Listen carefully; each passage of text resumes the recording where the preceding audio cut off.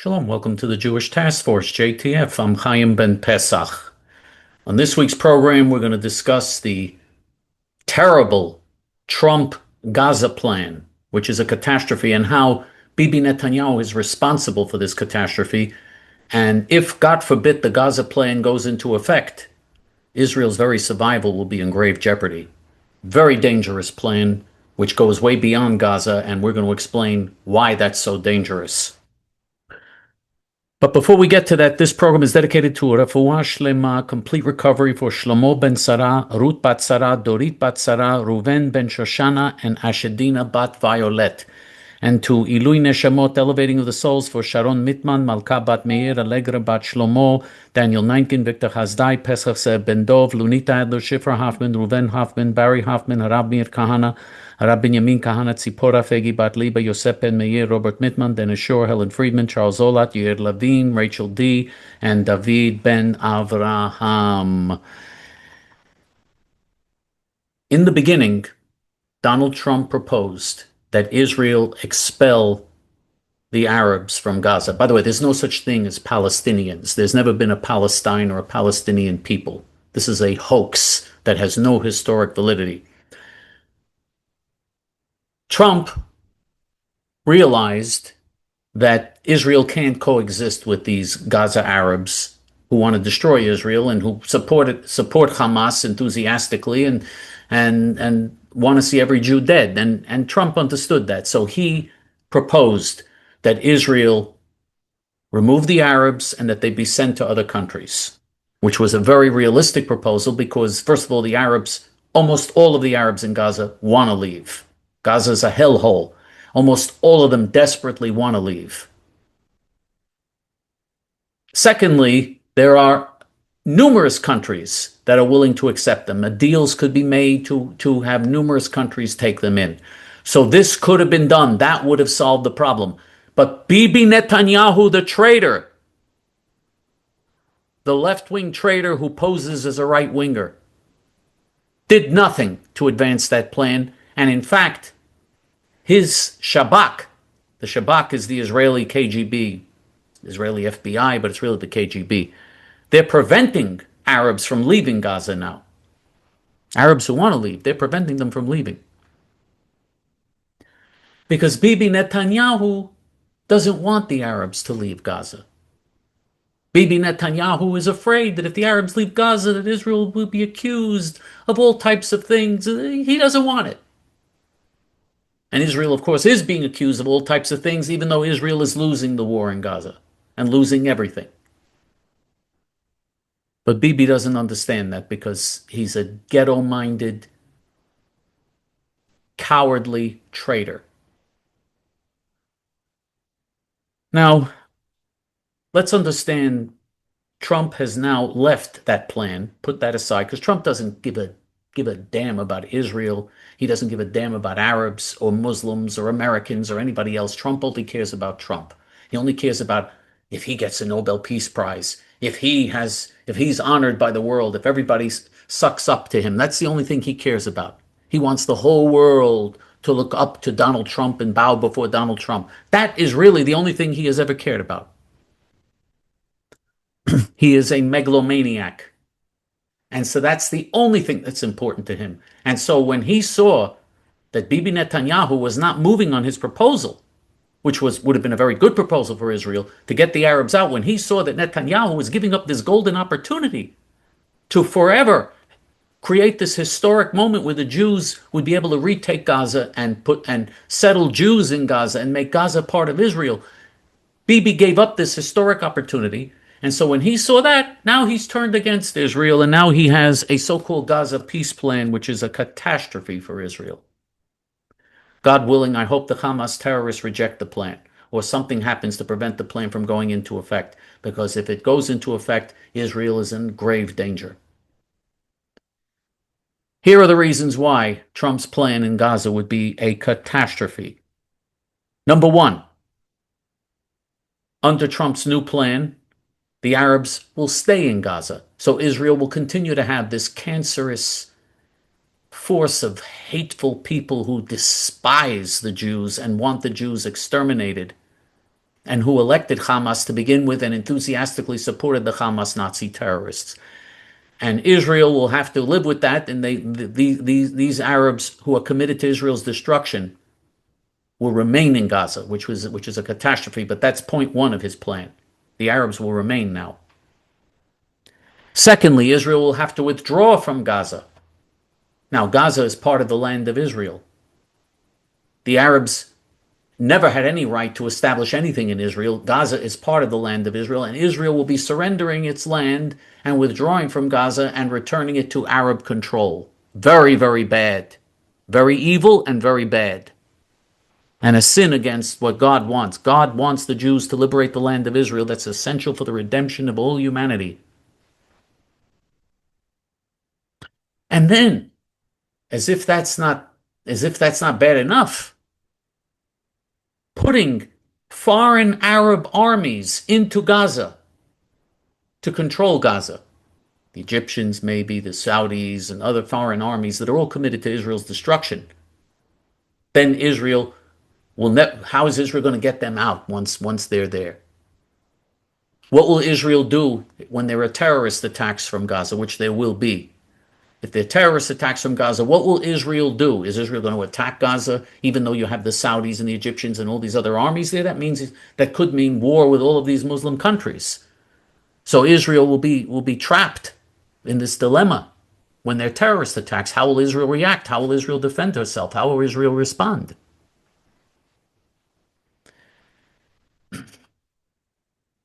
And of course, handing over Gaza to Arab control means that there's no Jewish control over Jewish land, which was the whole reason why God created this conflict to begin with. God is trying to force the Jews to liberate the land of Israel and remove Israel's enemies. That's the reason we have war in the Middle East. God wants the Jews to liberate the land from the Nile to the Euphrates, which is what God promised the Jewish people, and to remove Israel's enemies. God says in the Bible that if Israel doesn't remove her enemies, there'll be a thorn in her side. And it will be an impossible situation for Israel. Israel will not be able to function unless she removes these enemies. And it's essential for Israel, in order for Israel to fulfill her role, her destiny, as being God's chosen people and a light unto the nations and a holy nation, a nation of priests, and showing the whole world how you deal with these situations. The Jews are supposed to set the example. That's impossible when Israel has all of these millions of Nazi Jew haters living among them that want to exterminate every Jew and allows them to continue to live there, and doesn't liberate her own land and has only a tiny portion of her, because the present state of Israel is only a tiny portion of the promised land that God gave to the Jewish people eternally in the Bible. And then the Trump plan says that that the world will rehabilitate Gaza and rebuild Gaza. In other words, the Arabs who massacred 1,200 Jewish men, women, and children on October 7th in the most brutal pogrom since the Holocaust, and who have called relentlessly for the extermination of the entire Jewish people and have committed Holocaust against their own brothers and sisters. So if they've murdered millions of other Arabs, because millions of Arabs have been murdered by their fellow Arabs in wars all over the Middle East. So they're not joking when they promise to wipe out the Jewish people. They've already committed Holocaust and murdered millions of their own people. If this is what they do to their brothers and sisters, you can imagine what they would do to the Jews and the Christians and all the non-Muslim infidels if they had the chance.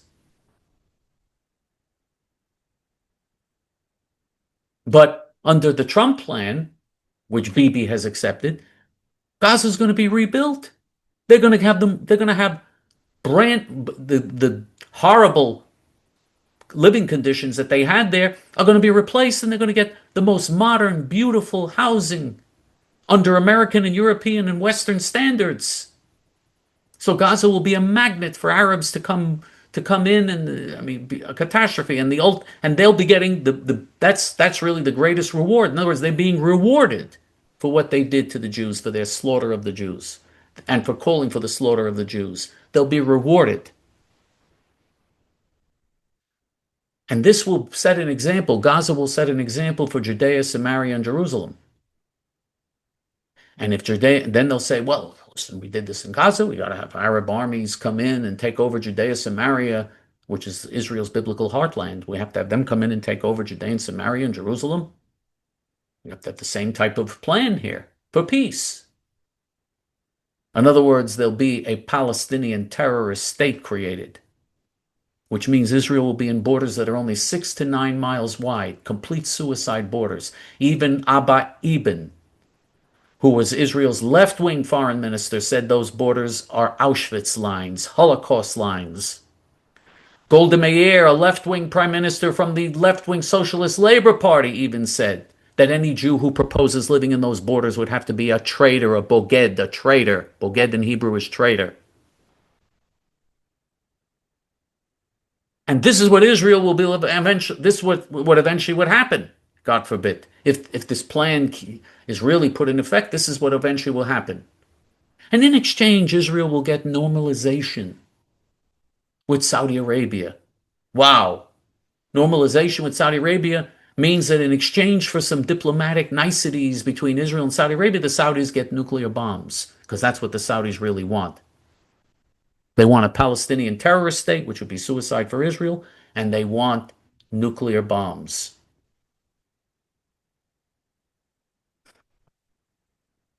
And just to show you how pathetic, that's the Trump plan is suicidal for Israel, completely insane. God willing, something should happen to prevent this from taking place, because it would be complete suicide for Israel. And just to show you how pathetic Netanyahu is, on the day we're doing this program, on the day of the joint press conference between Netanyahu and Trump announcing their plan, this terrible plan, on that same day, Netanyahu, in the Oval Office with Donald Trump, called up the bloodthirsty emir of Kuwait, of Qatar. Qatar is the country that finances the Hamas terrorists, that finances every terrorist organization under the sun. And Israel struck some of the Hamas leaders that were in Qatar, that were in Doha, one of the cities. Struck them and killed them. Netanyahu called the Qatari dictator up to apologize to him for this. Apologized for defending themselves against this monstrous terrorist country, this terrorist kingdom that has been stealing money from American consumers by charging huge prices for oil, which without the Americans they could never drill or do anything because of the crazy policies of the United States. The United States can be energy independent, doesn't need to do this, but ripping off American and European consumers, stealing hundreds of billions of dollars, and then using all the money for terrorism. They are the ones where Al Jazeera, the terrorist television network, is located in Qatar. All the terrorist propaganda, terrorist financing comes out of Qatar, and Bibi, with Trump being there, with that jerk Trump being there, calls him up, and Trump demanded it. Because Trump is corrupt also. Trump is also bought off by the Persian Gulf Arabs and their money. So is his son-in-law, Jared Kushner. So is Steve Witkoff, his so-called Middle East negotiator. Billions in deals these guys are making. Jared Kushner and Steve Witkoff are doing billions in deals with the Arab Persian Gulf countries that are demanding that Israel commit suicide. And these two self-hating Jews gladly, in exchange for all that money, are willing to betray their own people. And so Trump, who's also part of this, Trump gets Bibi to call up the dictator of Qatar, or this terrorist supporting fiend, gets him to call up the dictator of Qatar and apologize to the dictator of Qatar for Israel defending themselves. Can you imagine this? Israel should wipe Qatar off the face of the earth for what they've done to Jews, for all the blood they've spilled. And blood they've spilled of Americans. You know how much terrorism Qatar has financed against Americans? You know how many American soldiers have been massacred because of Qatar? What an absolute disgrace all of this is. And you know what? as we've been warning you all these years, it's all going to come to a head in Judea and Samaria. And if there's a Palestinian state, oh, are we in trouble? Then we're in a lot of trouble. The only way to stop it, the only way to ensure that there's not going to be a Palestinian state is to move as many Jews as possible into Judea and Samaria, into the liberated lands of Israel's biblical heartland that they're going to demand that Israel give up those lands, move as many Jews there as possible to make it impractical, to make it unworkable. There's 3% of Judea and Samaria has hundreds of thousands of Jews living there, and nobody talks about Israel withdrawing from those lands because there are hundreds of thousands of Jews there. If you have too many Jews living there, it becomes impractical. It becomes impossible to create a Palestinian terrorist state. The Hilltop Youth heroes are the only ones that live in these areas that are on the front line that will prevent a Palestinian state. Only the Hilltop Youth are there on the front lines. Only. No one else is there. No one else is doing anything about this problem except talk. There are people who talk and say, oh, no, we're against the Palestinians. You have Israelis who talk. All they do is talk, and it means nothing. It adds up to nothing. The practical policies that are needed to prevent this, facts on the ground, that's only the heroic Hilltop Youth.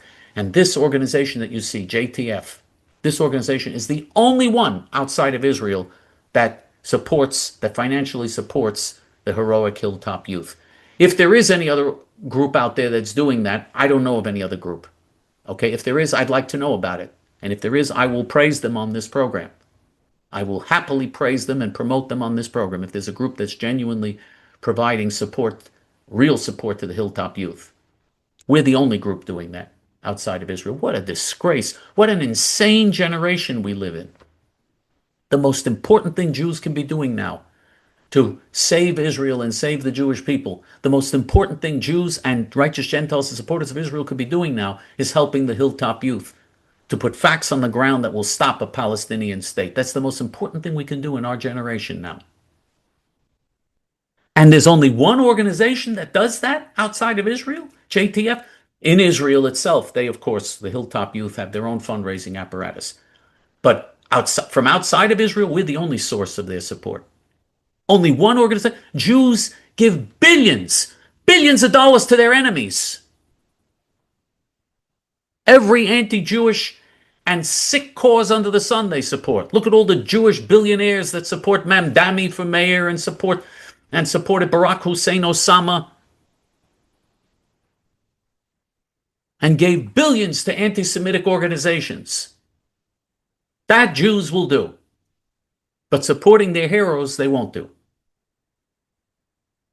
The J.T.F. Jews do, and the J.T.F. righteous Gentiles do.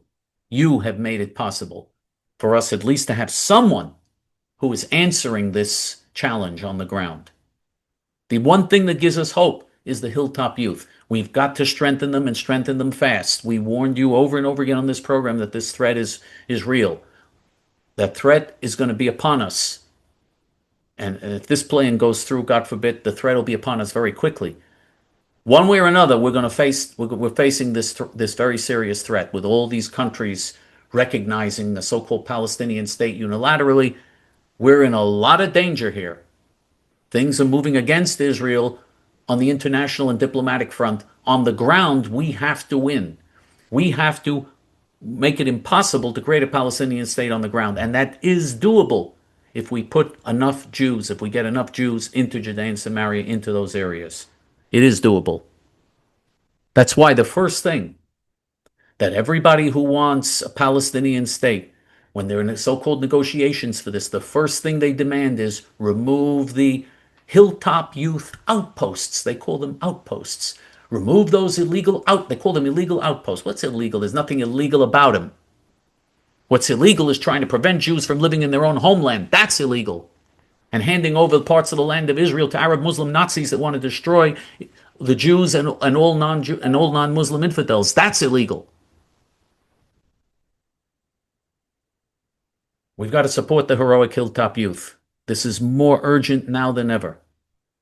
And if there are any wealthy Jews out there, really wealthy Jews, this should be your baby. You should be doing this. You can change history. Through JTF, you're changing history. All these other organizations are so full of it. With JTF, you're changing history. These are the real idealists. These are the real pioneers who are changing history. Here's how you help. You can go to our Hebrew main page, hayamin.org, and you click on the donate button. On top, there's a donate button in English. You click on the donate button, and you can make recurring monthly donations or one-time donations, or both. Very easy, very easily. Takes just a few minutes, very easy to make the donations once you click on the donate button on hayamin.org. That's online. If you want to do it through the regular mail, you just make checks and money orders out to JTF and you send it to JTF PO Box 650327, Fresh Meadows, New York 11365.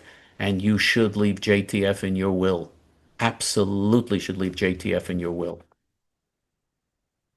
And if there are any wealthy people who have other wealthy friends and you want to hold a gathering or a party or something, a fundraising, some sort of fundraising gathering in your home for the Hilltop youth, that would also be nice.